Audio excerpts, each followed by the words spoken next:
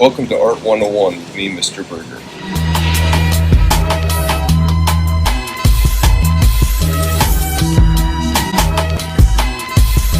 In this episode, I'm coming to you live from Myrtle Beach, South Carolina. Anytime I'm at a beach-like setting like this, it makes me think about artists like Frida Kahlo. And we're all here to learn, to grow, and to just plain have fun! Because that's what being privileged is all about!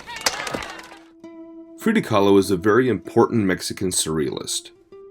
Her father, William Kahlo, was a portrait photographer and the son of Hungarian Jews that relocated to Mexico from Germany in 1891. After the death of his first wife, he would marry Frida's mom, Matilda. Together they would have two daughters, Frida and Cristina.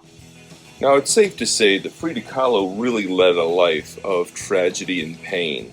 When she was 6 years old, Frida contracted polio disease, which caused her right leg to be a little bit smaller than the other, and she had a lifelong limp. To compensate for this perceived weakness, she developed into a tomboy who liked to wrestle, box, and competed in soccer and swam. You guys have to come in, the water feels magical! I got something magical too.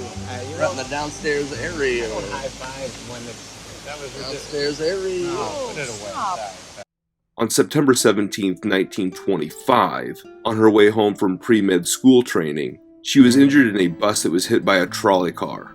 She would spend a month in the hospital and 3 months confined to bed, suffering from displaced vertebrae in her spine, a broken collarbone, broken ribs, a broken pelvis, 11 fractures in her right leg, a dislocated shoulder, her right foot was dislocated and crushed, and a dislocated hand pole entered her body through her vagina and exited her body through her lower back.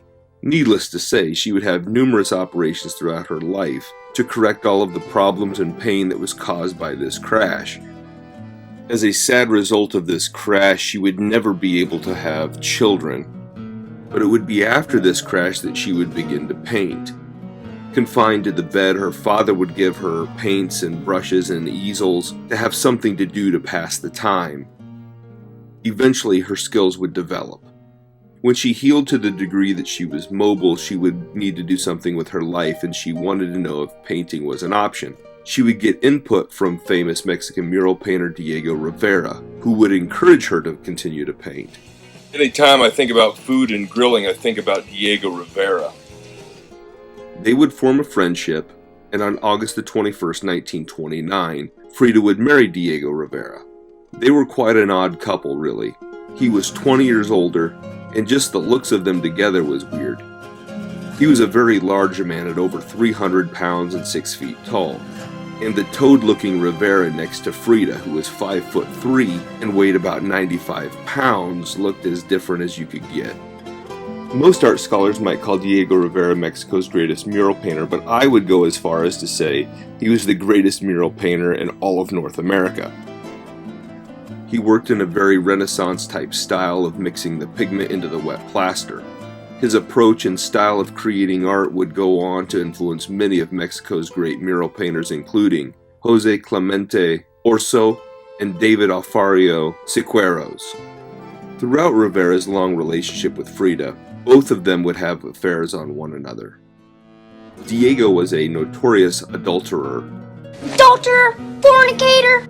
But Frida also had her fair share of relationships. I don't criticize you for sitting here being some Latino Bert from Sesame Street. You think I'm Latino Bert and what, this is Ernie? Yes, Latino Ernie, yes I do. At one point, she would even have an affair with the communist leader Leon Trotsky. It has become somewhat common knowledge that Frida would have affairs on Diego with women and men. Some of those individuals are rumored to have been nightclub sensation Josephine Baker, photographer Nicholas Murray, actress Dolores Del Rio, sculptor Isamu Noguchi, actress Paulette Goddard, photographer Tina Madadi, singer Chavela Vargas, and fellow artist Georgia O'Keeffe. Hey bud, let's party! The rocky relationship would result in a divorce in late 1939. We're gonna make some changes around here. But Their love would also bring them together in a remarriage on December the 8th, 1940 that lasted until Frida's death. Frida Kahlo is very well known for her self-portraits. Hey, let's get off this kick. Maybe the potato bug will sing something for us. Righto, just a few measures.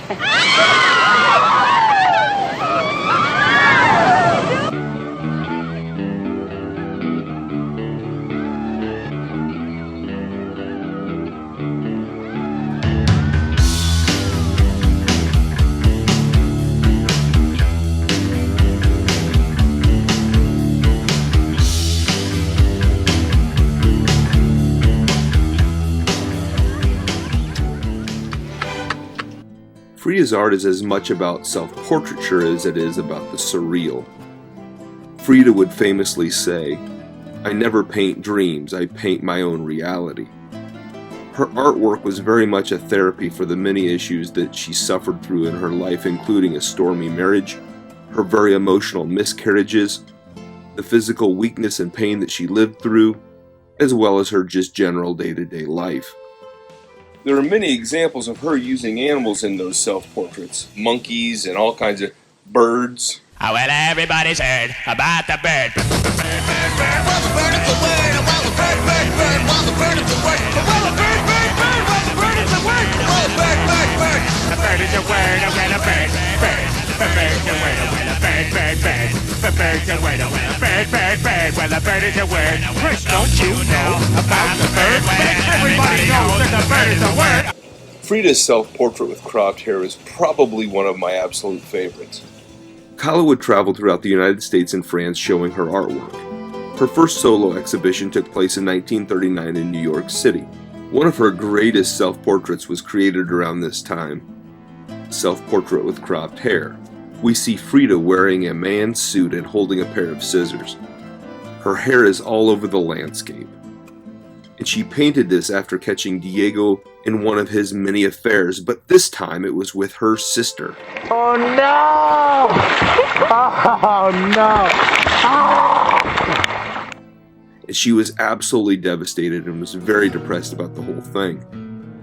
She includes the lyrics of a song to really send the message home to Diego. But this is her life and her reality. She cuts her hair because Diego loved her hair, so she would remove it as a gesture of the situation that she was living in. With several things in her life, there are several examples of it. Her going above and beyond what the normal person would do. She did this with her art. She also did this with communism. Frida was a very politically minded woman who was a member of the Communist Party and not afraid to speak her mind as she pleased. This was also very true socially when she would get drunk and tell dirty jokes, swearing like a sailor.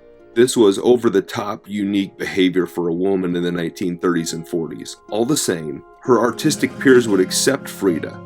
Recognized artists like Marcel Duchamp, Vesely Kandinsky, and Pablo Picasso praised her work. Although many people label her as a surrealist, she absolutely rejected that idea. Frida being Frida, she also made no bones about not really caring about the so-called bunch of cuckoo lunatic son of a bitches of surrealists. Super overrated. It was not until 1953 that Kahlo would have her first solo exhibition in Mexico. She had just had her leg amputated at the knee, and the doctor explicitly said you cannot leave the bed. So she would have herself transported in bed to the show. She was heavily medicated and in great pain, but despite that she would drink 2 bottles of cognac that day, staying up late telling stories and jokes in typical Frida fashion. In 1954, Frida would catch pneumonia at a political rally protesting the invasion of Guatemala. She would pass away in her lifelong home, the Blue House, a few days later. After her passing, there was a very public memorial to her, and her body would be cremated.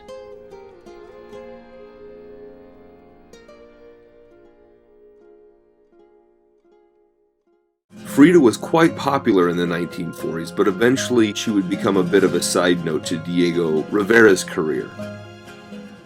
You lead a sheltered life. What can I say? In the 1980s, she became much more popular. At that time, there were several feminist art historians that were writing some books about her, and it's always good when your art starts to sell regardless of if you're alive or dead.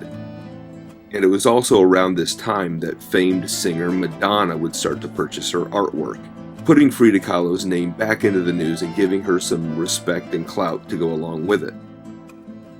These writings would also inspire Salma Hayek's 2002 movie, which I absolutely loved, about the life of Frida Kahlo, simply titled Frida. Like all of the greats, Frida would create many sketchbooks filled with her designs, sketches, and plans for future works. Inside these is a treasure trove of her ideas and thoughts about many things. Several of these books were known to the public for many years. Some have also recently resurfaced. After her death, Diego Rivera sealed off many of her closet spaces in the house, and they were ordered to stay sealed for 50 years. And in 2004, those unsealed closet spaces revealed many new artifacts and archives to be explored. One of the little-known facts about Frida is that she also taught art, and she would tell her students on many occasions, to paint is the most terrific thing there is, but to do it well is very difficult.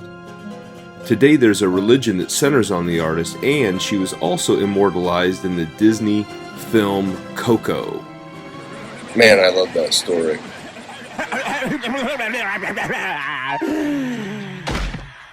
Papa uma mau mau, Papa uma mau mau, Papa uma mau mau, Papa uma mau mau, Papa uma mau mau, Papa uma mau mau, uma mau mau, Papa uma mau mau, Papa uma mau mau, Papa uma mau mau, Papa. We'll see you next time.